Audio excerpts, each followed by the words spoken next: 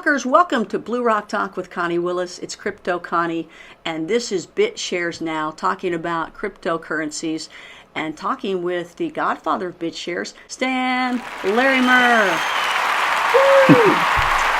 This crowd follows you around, don't they, Stan? I really like them. They're very loyal to you. Yeah, Blue Rock groupies is what I look at it as. That's right. And groupies, or Blue Rockers, are in the know. They are now in the know with the cryptocurrency. They're doing great.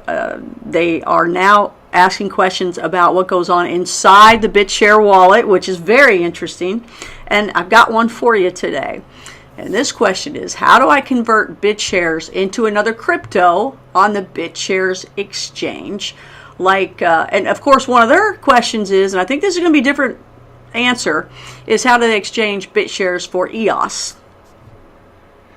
Okay, well, when you go into your wallet, one of the first things you see on the very first tab is a bunch of icons that show different types of currencies. And so not everyone appears there, but a lot of the most popular ones do. So you click on any of those and it takes you to a screen where you can do trading between whatever you picked and everything else. Over on the right side of the display is a place where you can select the other currency that you want to trade against. It's usually trading against Bitshares, which has the symbol BTS. So if I were to click on Bitcoin or US dollars or Ethereum or EOS, and then what I wanted to trade it against, I'd get that pair displayed. And then on the screen, there is a place where you can see a list of the range of prices over time for those particular assets in terms of one asset in terms of the other. There's even a button that lets you flip it so that it's showing the reverse trade between the two assets that you currently have selected. And then displayed in two columns underneath that is a list of all the offers to buy and offers to sell, sorted so that at the very top you have the two that are two closest together, and you can see where to insert your offer to buy or sell.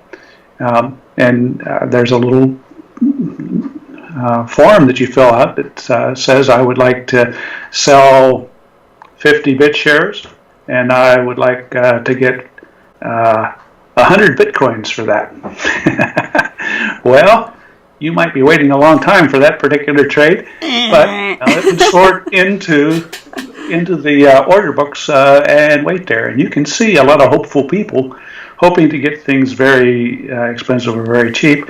And in fact, some people actually put orders in there they don't think will be filled, just in case somebody makes a mistake and types in an offer they didn't really mean or leaves out a decimal point or whatever, it'll run away and they'll get a good deal. Oh, that's evil. And some people do it because they say, look, I don't want to watch it all day, but if it ever dips by more than 5%, I want to buy some. Mm-hmm. And if it ever goes up by 10%, I want to sell some. So you can leave in there your instructions for the thing, what to do automatically when certain conditions are met. Wow. And so that's, for all kinds of trading purposes, that would be a way to do it. Another good way to do it if you don't like control panels. We engineers, we love complexity. And so I just revel in looking at that display with all the little bells and whistles on there. But if you don't want to deal with that kind of complexity, then you go to some place like blocktrades.us, and there'll be two little menus on there, and you select, I want to pay in Bitshares, and I want to buy Ethereum, or I want to buy EOS. And so you just set those two up, and then you just send to the address they give you the coin you want to spend, and they'll send to the address you give them the coin you want to get. And they'll give you a fairly good price, tack their fees onto it, and say, there, for the price of simplicity, they made a little profit. And that's a service they're providing, so who can criticize them for it? But if you would like to get it at the absolute best possible price at the right time of day when the price was just where you think is the best you're ever going to get, then you go use the more complicated tools, and that requires a little study. So block trades is going outside of the wallet, but when we come back in, you just described how you can do it within the wallet. But what about EOS? I was trying to get some EOS, and it was not taking people in the United States. Well, yeah, that's true. There's the place where their ongoing crowd sale is happening daily. And because Americans living here in the land of the free are restricted from purchasing certain kinds of unregistered securities, not saying that EOS is a security, but they're not taking any chances. So they just don't want to sell to Americans directly because it's just a little iffy as to, what kind of trouble you can get in or what rules are going to get made up or interpretations of rules are going to get made up by American authorities. So a lot of people just say, we're going to go out in the world where there's more freedom and sell these things to people who are free to buy them. And then after that, they're in circulation and you can go buy them in the aftermarket. And so what that means is you go to an exchange like Bitshares, and down in there you can still buy them trading from somebody else who bought them in the ICO that's going on right now. And there you have a different rule, supply and demand, in terms of what price you'll get, right? If someone wants to sell them at a loss, you might get them cheaper than you could get them during the ICO. Or someone might be trying to make a profit. They bought them in the ICO and come over there and sell them to Americans who are looking to buy them and make a profit by selling it or offering it a little bit higher. But that's basically how the free market gets modified when government authorities start putting extra rules on things about how you can do it, or when they start intimidating people. So in an abundance of caution, they just say, forget selling to Americans, it's too complicated. And until enough Americans stand up and scream about those kind of rules, which have been in place for a long time, and they're not likely to change, but until Americans insist that their government gives them back their freedom.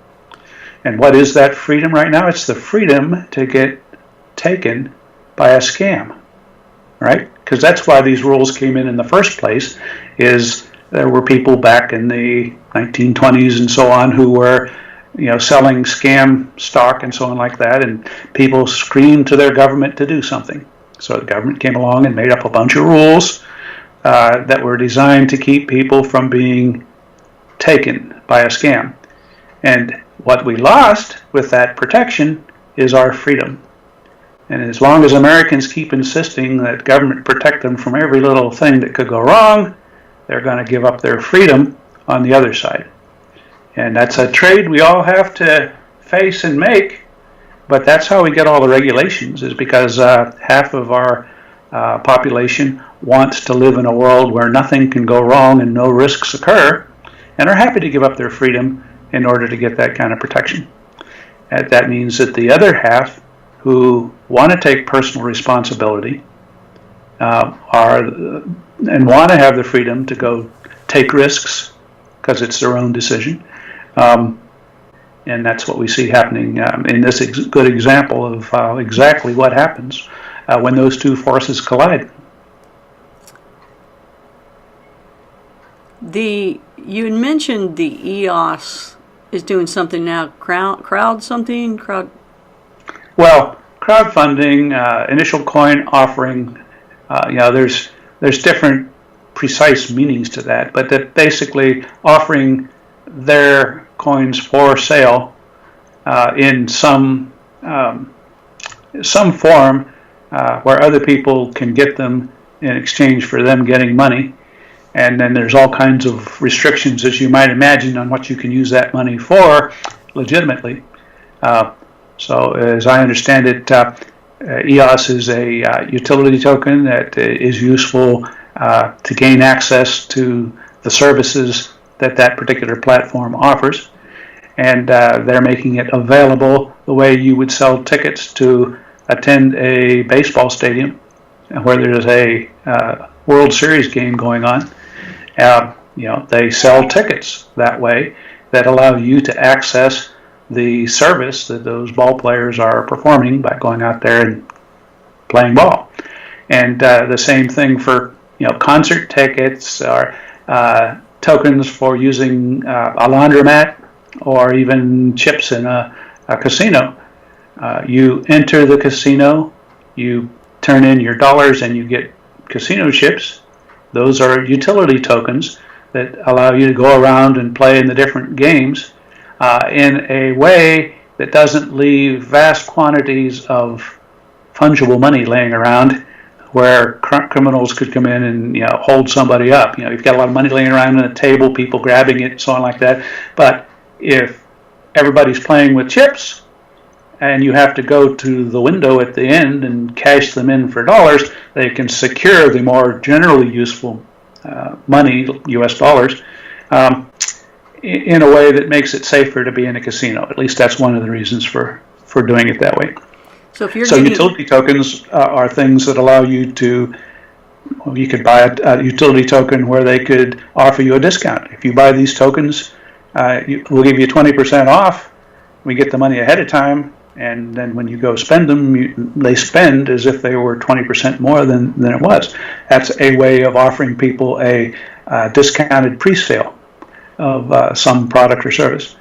So there's all kinds of things you can do with that, but what you can't do with it without registering it as a security is to offer a token that represents a share in a common enterprise for which you're expecting to share in the profits of that enterprise. That becomes a security, and so people have to make sure that that's not what they're doing when they're offering these. And I know some people that just bought some last week. Mm-hmm. And that's how I knew it wasn't. You couldn't buy it from the United States. It wouldn't take the IP of a U.S. citizen. So, did they buy something bad?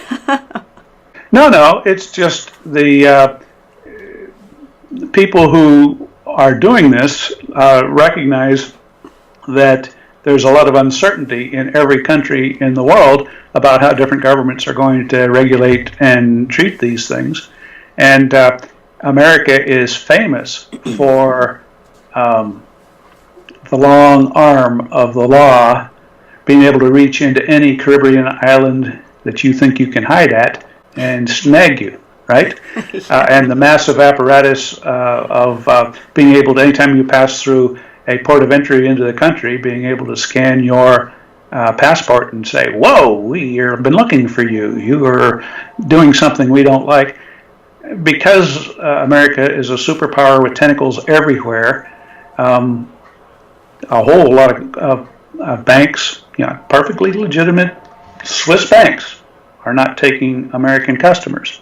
Okay, Danish exchanges are not taking American customers because the more we try to squeeze the rest of the world, the more countries slip through our fingers. Because they don't want to deal with all that. So we're really, our government authorities are really damaging Americans' ability to interact with the world in their relentless pursuit of absolute global power. So, until we tell them knock it off, it's going to be more and more of that kind of thing.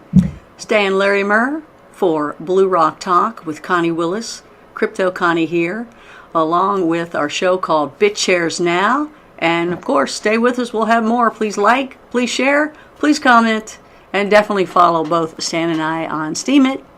And if you want to get a Bitshares wallet, get some of this action we're talking about, it's all in the description below.